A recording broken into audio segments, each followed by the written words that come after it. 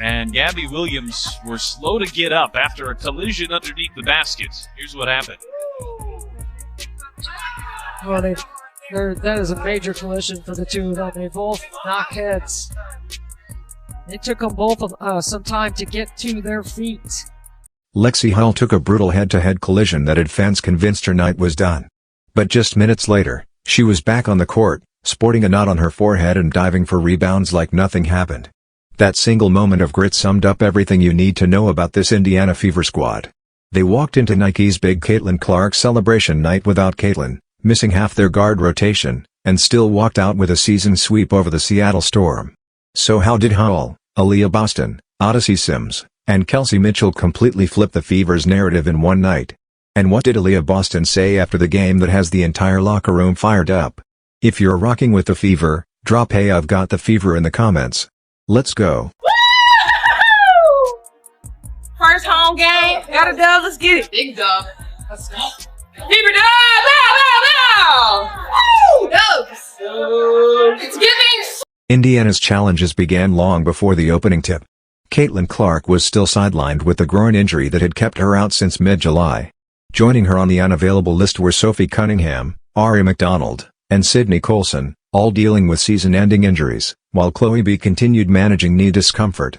That left the Fever without most of their guard rotation, forcing the bench to stretch thin and the starters to log heavy minutes on a crucial night. BB's been the one that's been most affected by all of our injuries. All of the point guards that know how to get her the ball and how they get it to her. And it's not just getting her the ball, it's where you get it to her. Getting it to her on time, on target, thinking one pass ahead, all that matters. And I thought today, her aggressiveness with the ball in her hands to the rim, getting into defenders, playing low to high instead of high to low. When she plays like that, there's nobody that can stop her. And, she set the tone for us, really on both ends. She had the NECA assignment as well and set the tone for us on both ends. And, she was terrific.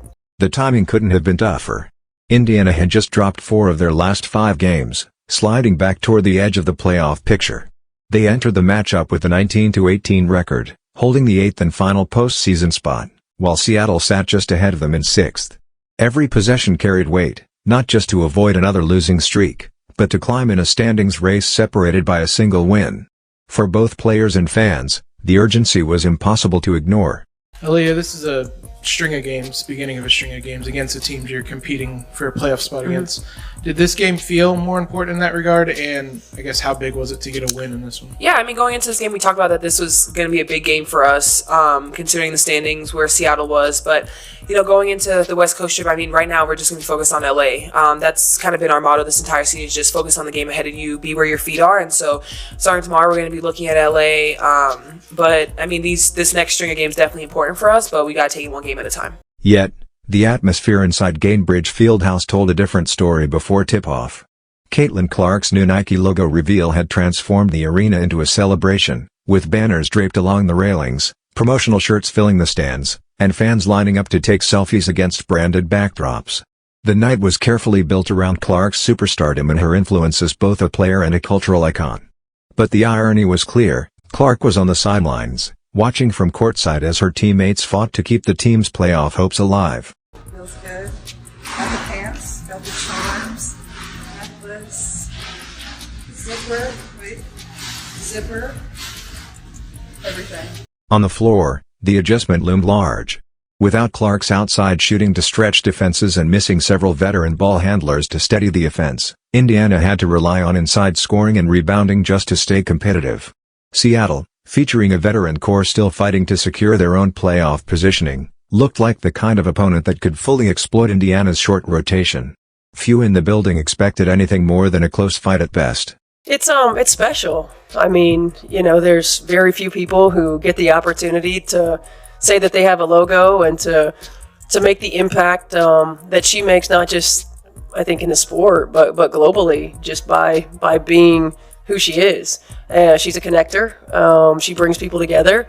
And, I think for us to be a part of that, and whether it's, as simple as being able to celebrate all of these things with her, or, as much as walking out into the arena and seeing the whiteout on the chairs out there. It's really cool, and it's really special and shoot, I'm talking about it right now, and just feeling the intense gratitude for me personally, being in women's basketball, to be able to be a part of this moment, and to celebrate with her. Still, the Fever players carried themselves with a different energy.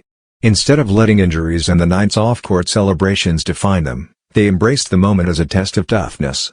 Every defensive rotation was sharper, every box out came with extra contact, and the crowd, fueled by Clark's courtside presence but eager for someone else to step up, rallied behind the team's effort. In that dense, high-pressure atmosphere, the defining moment of the night came, a single collision that put all of Indiana's resilience on display. And Gabby Williams were slow to get up after a collision underneath the basket. Here's what happened. Well, that is a major collision for the two of them. They both knock heads. It took them both some time to get to their feet. It happened in the first quarter. Lexie Hull and Gabby Williams were both chasing a loose ball under the basket when their heads collided hard. The sound of the impact echoed through the arena as both players fell to the floor. Williams remained on the bench, but Hull walked straight to the locker room, clutching her forehead. Cameras captured the swelling forming almost immediately, a visible bump that made fans wince both at home and inside Gainbridge Fieldhouse. The crowd fell silent. Losing Hull on top of 5 other injured teammates felt like the breaking point. Happened on that play? Well, I didn't know exactly what happened when it happened. It was kind of just like a clash. But looking at the video, it just, Gabby and I ran into each other.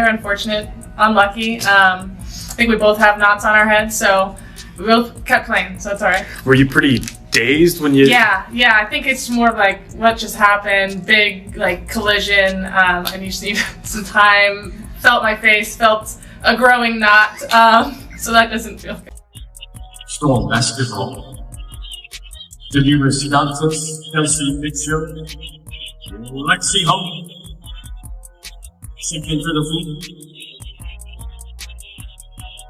Getting back on the bench, was everybody just kind of staring at your forehead directly? And... I knew yeah. Everyone's like, you look beautiful. I'm like, I know I look insane. But it honestly looks better now than it did when it first happened, so hopefully this goes down quick. Did you glance up at the video board to see it? Did you even look at it? No, I could see it looking out. I could see it just from my own eyes. So I didn't need to look anywhere. I knew it was going to be big. No way. So yes. It's in your peripheral vision? Yes. It was literally sticking out. I mean, it's still big right here, but it was bigger and I could see it. So they brought it down a little. Your teammates, your coach, the GM, everybody just kind of talking about your toughness, I guess. So there's not really a good way to ask that question, but if you could just talk to me about that toughness and where that comes from. I mean, if I can play, if I feel like I can play, whether or not I look good or not isn't the problem. So, I think for me, it's just the team is the most important thing, getting wins the most important thing, and if I can contribute in any way I can, that's what I'm going to do. So, if it's playing a little injured, playing a little hurt, that is what it is. Lexie Hull gets hit in the head there at the beginning of the game, comes back in. If you could just speak to her toughness and what it meant seeing her fight through what sure was not very pleasant. I feel like Lexie's the definition of tough. Yes. I think when you just think of her as a player, the way that she hustles, she likes to get loose balls, extra offensive possessions. That's what she does. I mean, she got hit, she came back and just continued to contribute again. Was a pest on defense, just making her presence felt, offensive rebounds, and that's just who Lexie is. So. Their coach saw it the same way. Stephanie White called the collision disgusting, but described Hull as unshakable. White said she never shows if she's hurt, she just gets back up and competes every possession. And that's what she did. Yeah, I mean, that was disgusting. I don't know if y'all saw it, but I mean, it's who she is. She's just a tough young woman who battles every possession, and you can never tell if Lexie does, if she's hurt, if she's injured, if she goes down, if she gets back up. She just always has the same expression, and she just plays her butt off. And I'm thankful that it wasn't worse, and thankful that she was able to come back. But she really kind of epitomizes the toughness and the grit of this team. Bouncing. Boston can't finish inside, but able to tap it back out. Hull tracks it down and steps into a three, connects. I know.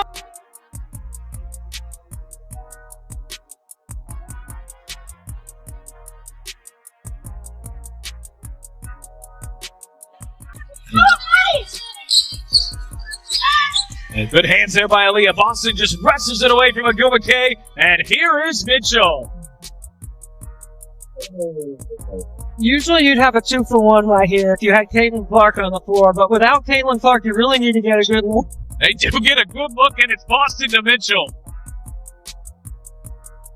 Here is Boston going at the rookie. Boston using her strength to get to the rim. That 1-4 dribble puts the shot blocker inside the cylinder of the rim. It's just a really good job. That's what I'm talking about. An extra dribble to get Malanga inside the cylinder of the rim. It's been a strong start to the third quarter here for Indiana. An 11-point lead has grown to 16, and Boston adding to it, and one and a foul. Screen and roll, and a good seal. I said it. Aaliyah Boston and Ezzie Magbagor in the center jump circle. We are underway from Indianapolis. Odyssey Sims tracks down the jump ball and lays it in. Here is Sims, one of those newcomers, slicing through the defense and gets to the rim. I love the vertical game of the Fever right now. In this building, 2007, finished third all-time points scored. IHSA basketball history on the girls' side as Odyssey Sims knocks down a three. As Agumake gets it to go. Mitchell, quick trigger, and hits.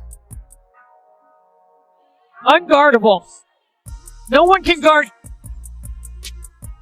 Sykes doing a good job of stuffing that backdoor cut, but it just sets up the screen and roll. It's all Kelsey Mitchell. The subtle things, the amount of attention. Okay, really great stuff. That's the most complete game we put together in a long time. We made more free throws than they attempted. Yo, hey, that is a difference maker for us, and that will be a difference maker for us. 22 assists on 36 made field goals. Total team effort. Read that out on the board. 1,000th career rebound. Youngest player in Fever history to do so.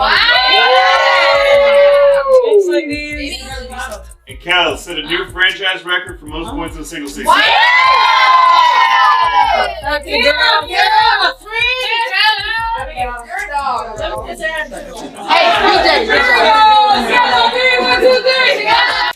I don't have any specifics on it. I think right now it's day to day. She's progressed in her rehab and anticipate by hopefully what is today? What day is today?